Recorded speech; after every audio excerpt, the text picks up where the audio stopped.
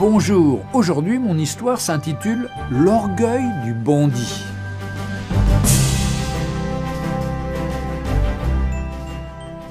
En Amérique du Sud, dans un certain pays, il y avait un homme qui s'était enrichi grâce au trafic de la drogue. Ses nombreux crimes concernaient essentiellement ses concurrents qu'il n'hésitait pas à tuer. Mais à chaque fois qu'il comparaissait au tribunal, il était toujours innocenté. Son secret? Il avait un très bon avocat. Ce dernier était capable de convaincre n'importe quel jury de l'innocence de son client, quel que soit le crime dont il était accusé. Après chaque procès remporté, l'avocat exhortait son client d'abandonner ses crimes et de changer. Ce dernier rétorquait « Je te paie pour me défendre, pas pour me conseiller ». Un jour, il fit tuer un homme qui courtisait sa femme. La punition pour ce crime était la réclusion à perpétuité ou la condamnation à mort. Lorsque l'affaire fut appelée devant la cour, il appela son avocat qui, une fois de plus, convaincut le jury de l'innocence de son client. En effet, bien que l'affaire fût difficile et malgré de nombreux témoignages et de preuves, il gagna le procès et son client rentra chez lui tranquillement. Comme d'habitude, l'avocat conseilla le client « Cher ami, il se peut qu'un jour je ne sois pas là. Pour toi, change ton attitude. Et attention, je suis ton patron et non ton fils. Va donner tes conseils ailleurs, lui répondit son riche client avec orgueil. Un jour, il récidiva en tuant un pasteur qui militait contre le trafic des drogues.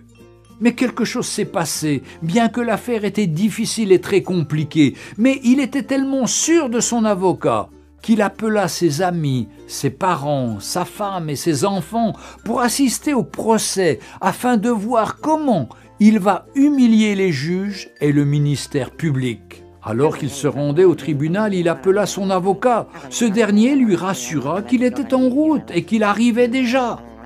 La salle était pleine à craquer et on attendait l'entrée du juge pour le début du procès.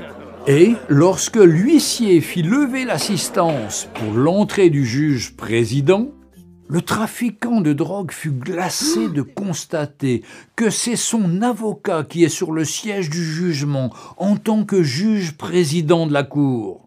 Il n'était plus un avocat, mais un juge. Lorsqu'on annonça l'ouverture du procès, le juge leva la tête et dit « Hier, j'étais votre avocat, donc je me suis battu pour vous, même lorsque vous étiez coupable.